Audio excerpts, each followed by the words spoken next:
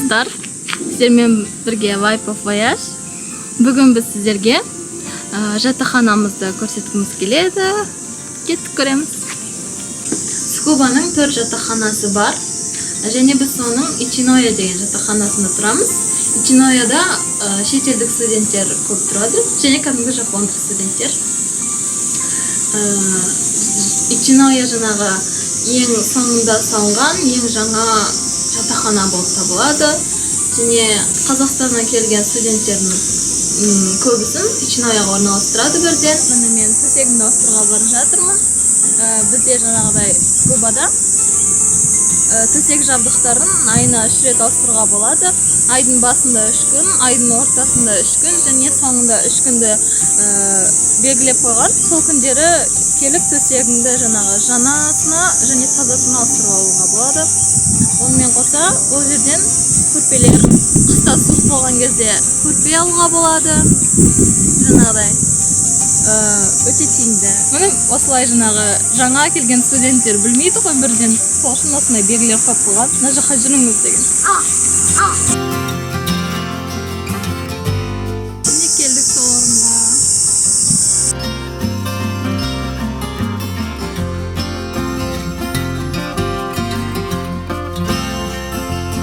Міне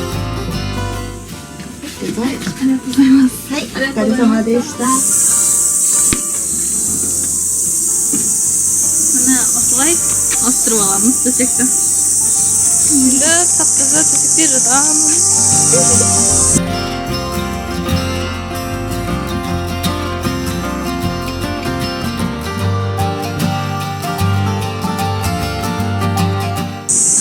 Жатақхананың алдында мынандай велосипедтердің тұрағы болады. Барлық жатақхананың алдында ол бар. Өте ыңғайлы. Себебі барлық студенттер жаңағы велосипедпен жүреді. Өйткені Скуба өте үлкен, және оны жаяу аралап бітпейсің. Жаңағыдай жатақханада қадағалаушы жоқ ешқандай. Сондықтан мынандай қойған. Жатақханаға орналасудың алдында өзің жаңағыдай код таңдап, осылай өзің сол кодыңды қолданып кіретін боласың. Ешқандай кілт деген нәрсе жоқ. Ешқандай бөтен адам кіре алмайды. Егер мысалы почтальон келетін болса, мына жерден бөлмеге звондайды да, және түсеміз. Және мына жерде почта жәшіктері бар. Жаңағыдай әр бөлменің номері белгіленген.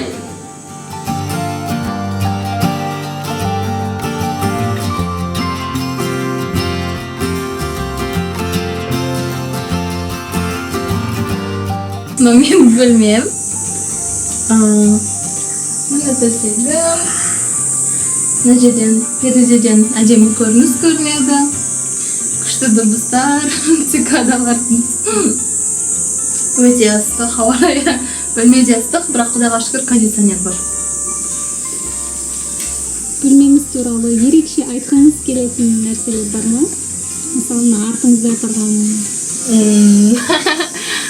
бұл нәрселер маған Жапонияға кетердің алдында менің жиендерім, кішкентай туған жиендерім осылай өздерінің қолдарының ізін салып берді. Ең кішкентай Айшаның қолының ізі, артында Айзере және Исламның қолының ізі бар. Соны қойғам. Нағыз болса, біз Сонти екеуміз сабақта осындай мода жайлы жаңағы сөздік жасағанбыз. Соның сырты болып табылады. Ал соны өзім жасағам. Жаңағыдай не жасауға, мемо жасауға болды. Бөлмем өзіме ыстық. Қазақстанға қайтқанда қатты сағынатын сияқтымыз. Жаңағыдай жалғыз тұруға да үйреніп қалады екенсің. Алғашқы келгенде бөлмеде тек қана төсек, үстел және кондиционер болған. Және жаңағыдай қол жуатын раковина. басқа ештеңе болмаған. Жанагы келіп, бәрін өзіміз жасадық, бәрін сатып алдық дегендей. Сол алдыңғы көрсеткен видеолардың бірінде біз Hyakuen Shop жайлы айтқанбыз. Және осы бөлмеде көрген заттарымыздың барлығын деп айта аламын. Сол Hyakuen Shop'тан алып, осы бөлмені осылай жабдықтадық. Және өзіме қатты ұнайды. Қазақстанға қайтқаннан кейін осы жатақханадағы өмірді еске алғанда, бөлмеңді еске алған кезде ең бірінші есіңе не түседі деп ойлайсың? Ең бірінші маған терезеде көрініс есіме түседі. Мысалы, сабақтан кейін келіп, терезені ашып, жаңағыдай осы цикадалардың дауыстары қатты ұнайды маған. Одан кейін жапондар мына жерден велосипедпен өтеді да, сол дауыстар, одан кейін бір-біріне жапондар сөйлейді ғой, айқайлап, сол дауыстар қатты ұнайды.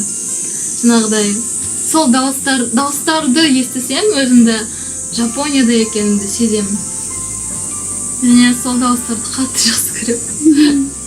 Осы бөлмедегі өзіңе ең қатты ұнайтын жері, ең қатты ұнайтын бұрышы қайсысы? Қазір отырған бұрышым.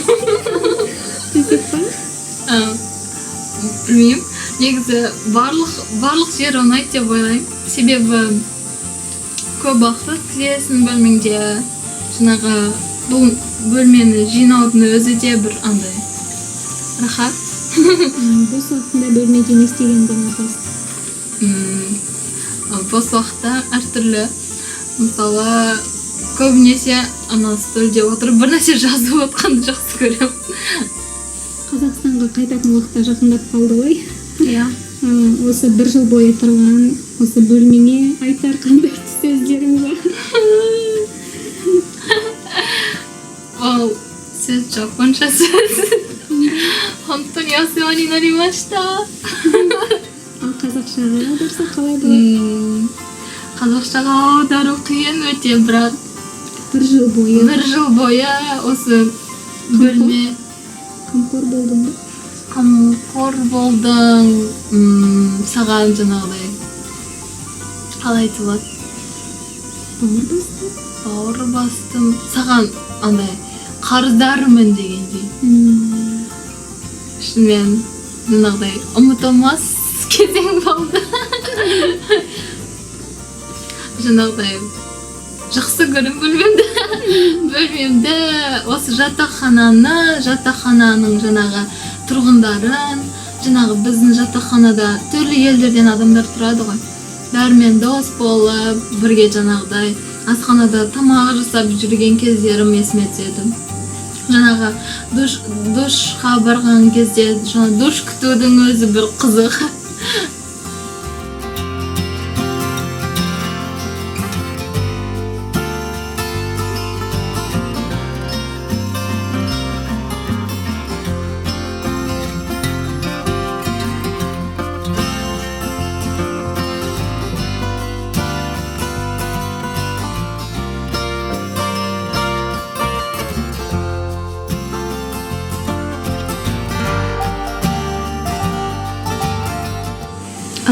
Мен бөлмемді қарап болдық.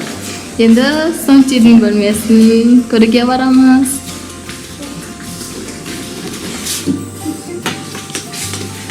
Қош келдіңіздер.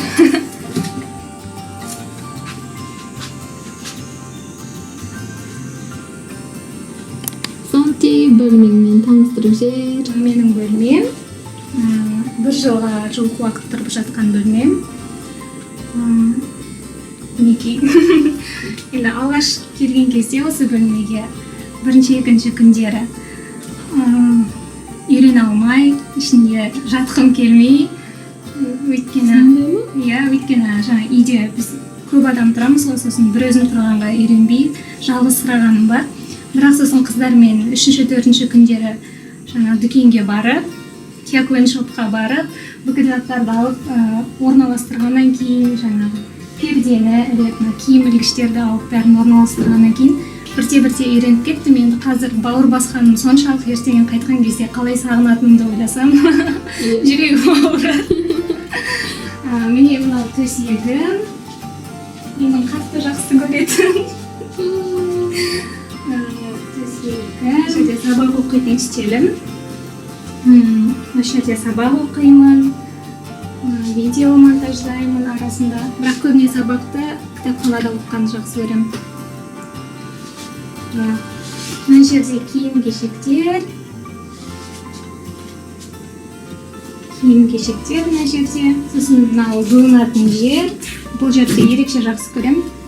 Өйткені күніне 99 рет қолымды жуа беремін.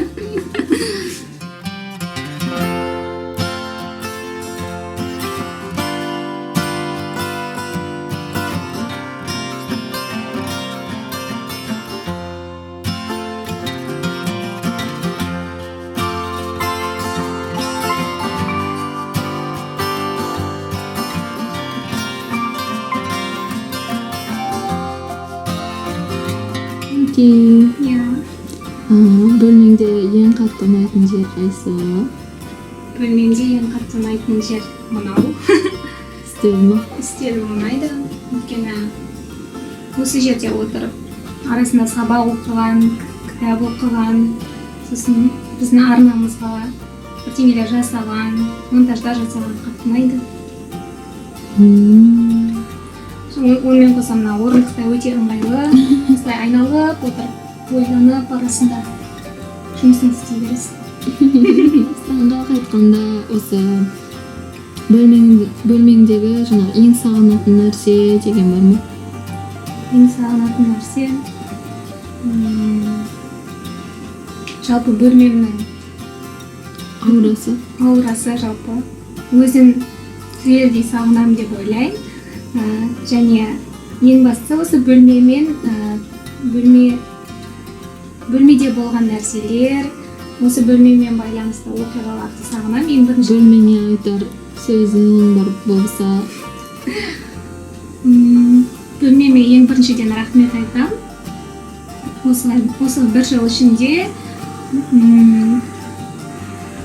ішінде кішкене жауапкершілікке, жалғыз өзің тұратын болғандықтан өз-өзіне жауапты болуға, осы бөлменің ақшасын, жаңағы свет, жаңағы бірдеңелердің ақшасын өзіңнің қадағалап төлеуіңді, бөлмеге өзің мынандай заттар алып орналастыруды, соның бәрін үйретті деп айта аламын. Сонымен қатар осы бөлмеде көп жаңа достармен жиналдық, көп жоспарлар құрдық, көп әңгімелесіп, осылай жай ғана шай ішіп отырдық. Сондай жақсы атмосферасы бар, жақсы аурасы бар бөлме деп ойлаймын. Сондықтан бөлмеме ең біріншіден рахмет айтамын, және сені өте қатты сағынатын боламын деп айтамын. Мен де дұрыс сені бөлмені сағынамын. Бірге сағынамыз бөлмелерімізді. Рахмет. Ана бөлме кір жуатын бөлме. Мына кір жуатын машиналар, жүзген салып, кіріңді жуып аласың. Мынау кептіргіш, жаңа киімдерін кептіріп аласың. Бұл да жүзген тұрады.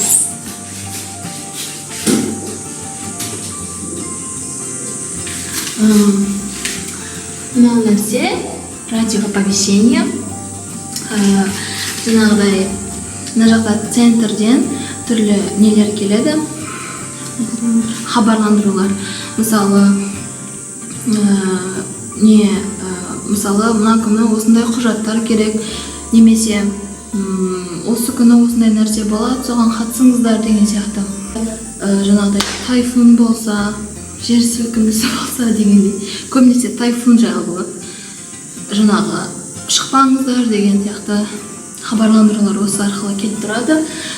Және жапонша және ағылшын тілінде хабарландырулар беріледі. Мынау интернеттің несі, жаңағы құралы дейді ма, бүкіл жаңағыдай общагада тоқ арқылы қосасын, жаңағы Wi-Fi қосып аласын, ол жаңағы бүкіл Цукубаның интернеті болып табылады. Тегін, ыңғайлы, скорості жақсы, жылдамдығы жақсы. Никина облысының астана. Мына жерде екі зат бар. Мына жерге тамақ істейік. Ыдысыңды жуасың, ыдыстарыңды астына қалдырып кетсең де болады. Мына жерде отырып тамақ жейтін. Ал енді біздің душ бөлмемізбен таныстырып өтейін. Бізде негізі бұл жатақханамыз 4 қабатты және әр қабатта 10 адамнан тұрады. Және екінші, үшінші қабатта бір душтан бар. Яғни 2 қабатқа 1 душ. Бұл негізгі бөлмесі.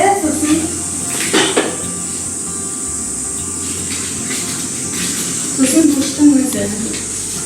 Мына жерден жарты жағады да. Бұл душта 100 теңгемен істейді. Мына жерге 100 теңгені салып, 100 йенді саласыздар, сосын су 10 минут ағады. Сол уақытта жуынып біту керексің. Егер тағы жуынған келсе, қайттан 100 йен саласың. Бірақ бір айтып кететін нәрсе, 10 минутта жаңағыдай өзің тоқтата аласың. Тоқтатып, қосып қолдана аласың. Ал енді 310-шы бөлме, Сымбаттың бөлмесіне қонаққа барамыз.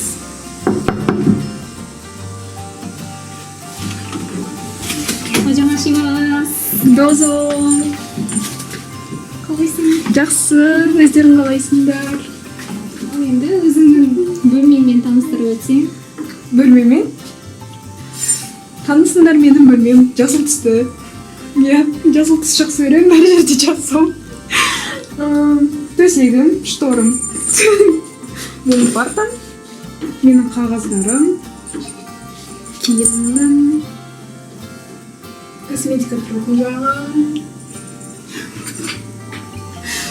Сосын дағы не, холодильнигім. Мына жерде холодильнигім. Болды. Осыдан басқа ештеңе жоқ менде. Бөлме.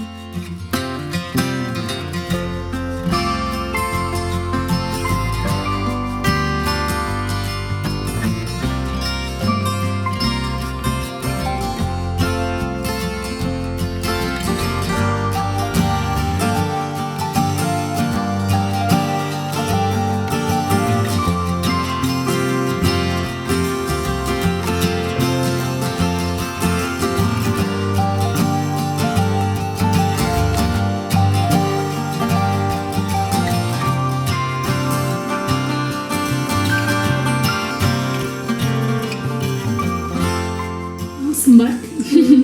Сенің бөлмеңдегі өзің ең жақсы көретін бұрышың қайсысы? Бұрышым ба? Төсек. Неге? Негізі сабақтан кейін шаршап кеш келген кезде отырғым келмейді да. Содан кейін жатып сотқа шығып кітап оқығанды жақсы көремін. Сол үшін жақсы көретін бұрышым төсегім. Сол жерде ұйықтап қаламын. Кітабым мына жерге, соткам мына жерге қоямын да, жерге ұйықтай беремін деген сияқты. Ертең елге қайтқаннан кейін осы бөлмеңмен байланысты нәрселерден өзің ең бірінші еске алып сағынатының не нәрсе?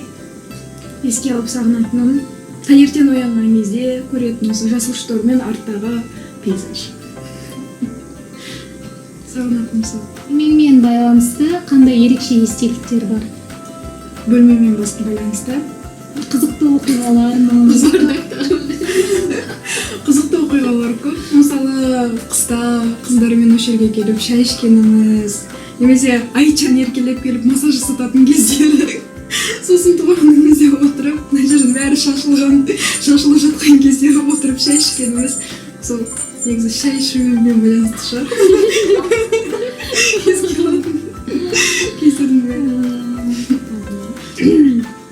Осы бір жыл бойы тұрған осы бөлмеңе айтатын қандай сөздерің бар? Сөздерім ба? Мені бір жыл бойы шыдағаның үшін рахмет. Менің жаман жақтарымды да жақсы жақтарымды шыдағаны үшін үлкен рахмет. Алғысым саған шексіз. Қазақстаннан қайтқан кезін өзімде де сағынатын боламын, қатты бөлмемді. Деген сияқты.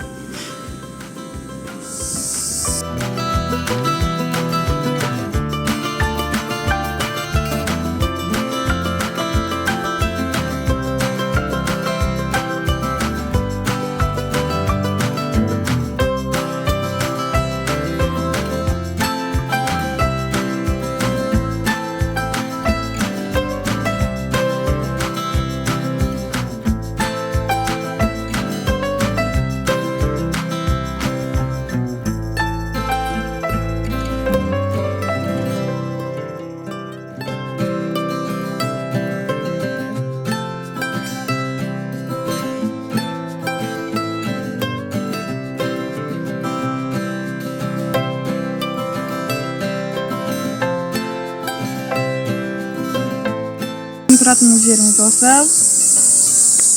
Біз өзіміз Қазақстанның студенттік жатақханаларында тұрып көрген жоқпыз. Сондықтан біздің жатақханалар қандай екенін де білмейміз.